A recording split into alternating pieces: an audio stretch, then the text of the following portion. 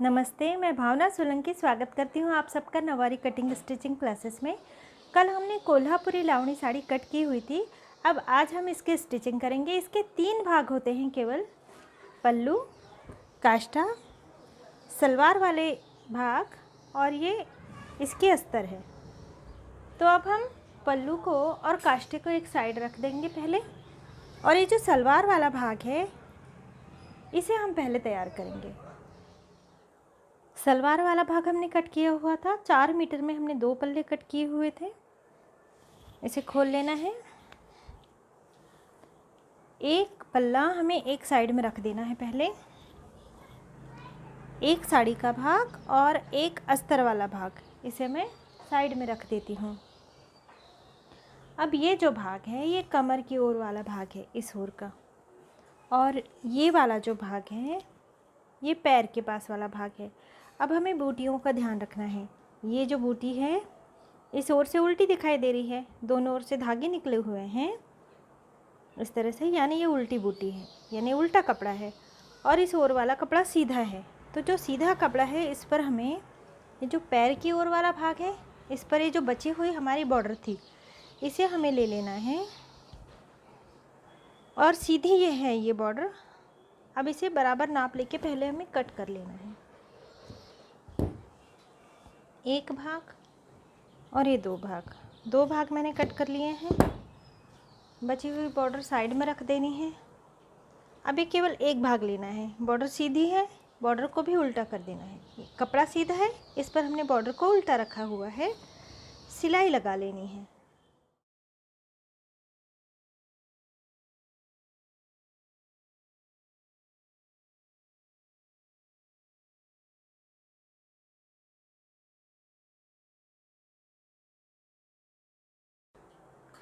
सिलाई लगाकर बॉर्डर को जोड़ लेने के बाद बॉर्डर पर बिल्कुल बारीक टाँका लेकर एक सिलाई लगा ली है। और सिलाई लगाने से पहले ये जो सिलाई वाला भाग था इसे हमने बॉर्डर के नीचे कर लिया है, यानी कपड़े के नीचे नहीं है, ये भाग बॉर्डर के नीचे है इस तरह से। अब इसे उल्टा कर लेना है, यानी ये साड़ी भी सीधी है, बॉर्डर भी सीधी है। अब इसे हमने उल्टा कर लिया, यानी बॉर्डर भी उल्टी हो गई और ये बूटियाँ भी उल्टी हैं। अस्तर वाला भाग ले लेना है और अस्तर वाले भाग को नीचे की ओर से थोड़ा सा फोल्ड कर लेना है और इस तरह किनार पे रखना है। बिल्कुल आखिरी में नहीं रखना, हमें यहाँ पे रखना है। काट वाला भाग छोड़ देना है। इस तरह फोल्ड करते हुए बिल्कुल बारीक टाँका लेकर सिलाई लगा लेनी है।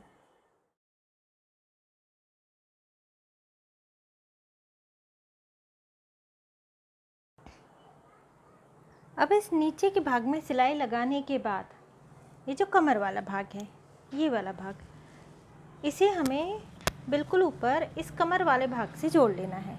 अस्तर वाला भाग उठाना है और यहाँ सीधी सिलाई लगाकर जोड़ लेना है।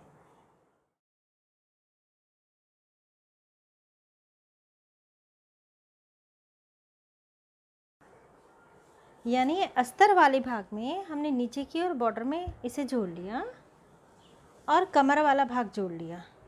अब इसे पलटा लेना है।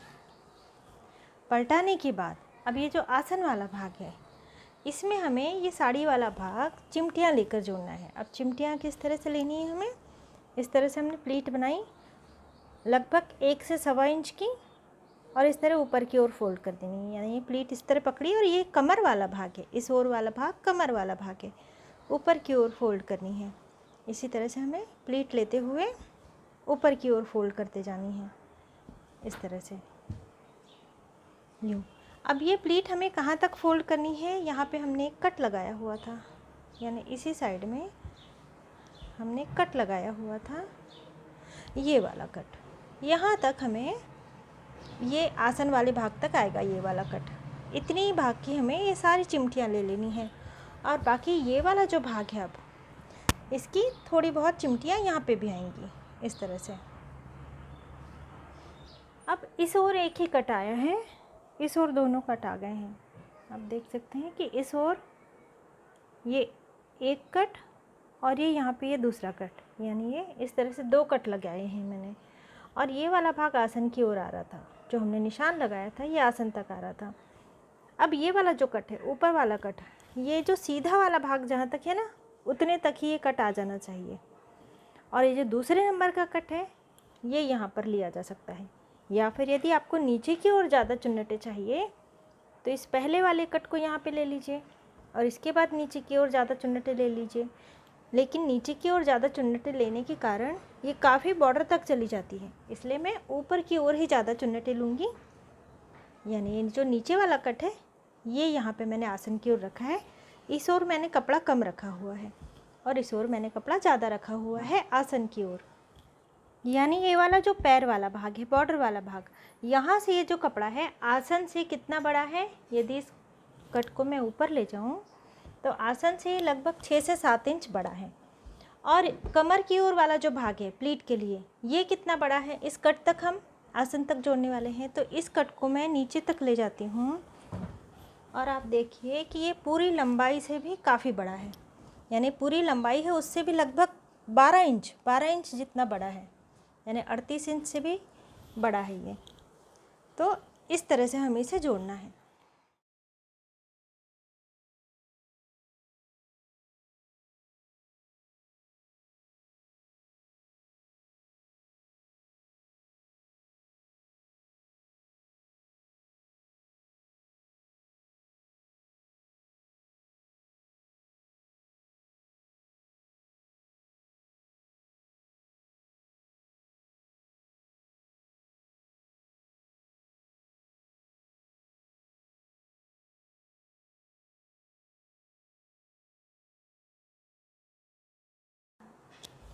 अभी हमने आसन वाले भाग को जोड़ लिया है और यहाँ पर ये 1 2 3 और ये 4 चिमटियाँ इस ओर आई हुई हैं।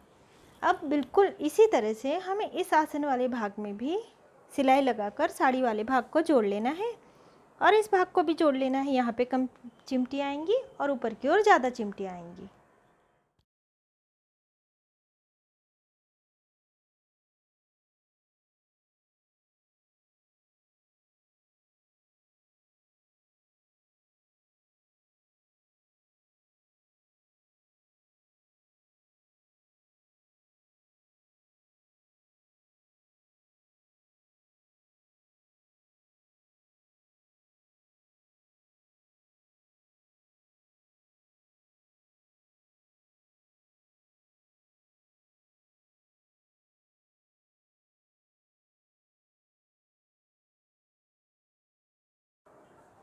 अब दूसरे भाग में भी हमने चिमटियाँ लगा ली हैं और ज़्यादा चिमटियाँ ऊपर की ओर ली हैं।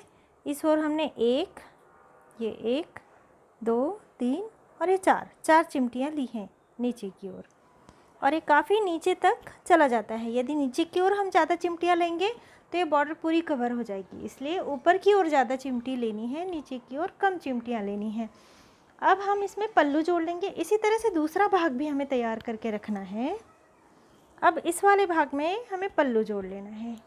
पल्लू जोड़ते समय ध्यान में रखना है कि यदि ये बूटियाँ बनी हो तो ये भी सीधी हो और बॉर्डर भी सीधी होनी चाहिए। बड़ा वाला भाग नीचे की ओर और पल्लू में जो छोटा वाला भाग कटा हुआ था ये ऊपर की ओर आएगा।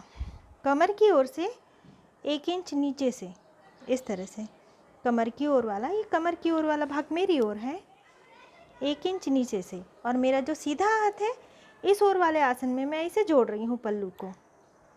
अब 1 इंच नीचे से यहाँ से हमें बॉर्डर को जोड़ना है। और ये वाला जो आसन वाला भाग है पल्लू का दूसरा छोर, यानी ये बड़ा वाला छोर इस तरह क्रॉस में हमने बड़ा काटा है। इस तरह से आसन वाले भाग से 4 से 5 इंच नीचे से हमें जोड़ना है। बॉर्डर वाले भाग में हमें चिमटियाँ नहीं लेनी। इसके बाद बारीक बारीक चिमटियाँ लेते हुए यहाँ तक और फिर बारीक बारीक चिमटियाँ लेते हुए इस आसन वाले पूरे भाग में हमें पल्लू को जोड़ लेना है।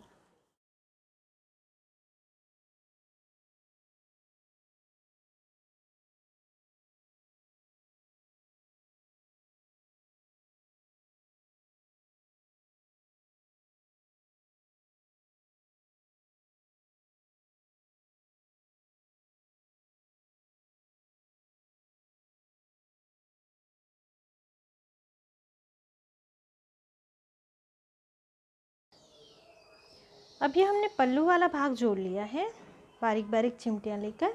ऊपर से कमर वाला भाग 1 इंच हमने छोड़ दिया है, इस ओर कमर वाला भाग है 1 इंच हमने छोड़ दिया है, नीचे से बॉर्डर को जोड़ा है। अब इसी के ऊपर हमें काष्ठा भी जोड़ना है। एक काष्ठा ले लिया है मैंने और इसे हमें सीधा जोड़ना है, यानी ये बॉर्डर भी सीधी होनी चाहिए और बूटियाँ भी सीधी होनी चाहिए। ये वाला भाग उल्टा है।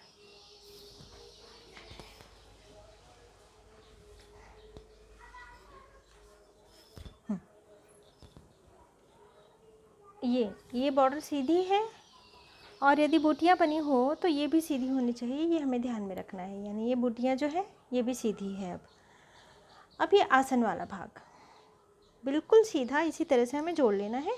यदि ये थोड़ा बहुत बड़ा होता है तो एक हाथ बारीक सी चिमटी लेकर इसे बराबर कर लेना चाहिए। इसके बाद अब ये जो काष्ठे वाला भाग है ये इस तरह से हमने गोल कट किया हुआ है, यहाँ से गोल कट किया हुआ है और बॉर्डर यहाँ पे है इसकी। तो इस बॉर्डर को इस तरह से खींचते हुए यहीं पे हमें लाना है। जिस ओर का हमने आसन जोड़ा है उसी ओर पैर के नीचे वाले हिस्से में इस तरह से हमें बॉर्डर को रख देना है। अब पैर की ओर से लगभग 8 इंच तक बिल्कुल सीधा जोड़ लेना है हमें इस तरह से। अब यहाँ से हमें इस काष्ठे वाले भाग में बारीक बारीक बारीक बारीक चिमटियाँ लेनी हैं और इन बारीक बारीक चिमटियाँ लेते हुए हमें सिलाई लगाकर इसे सलवार में जोड़ते जाना है। इस तरह हमें बारीक बारीक चिमटियाँ कहाँ तक लेनी है, ये आसन वाला भाग है, यहाँ से लगभग 3 इंच तक हमें बिल्कुल सीधा जोड़ना है, यानी चिमटियाँ इतने और इतने भाग में आ जाएंगी।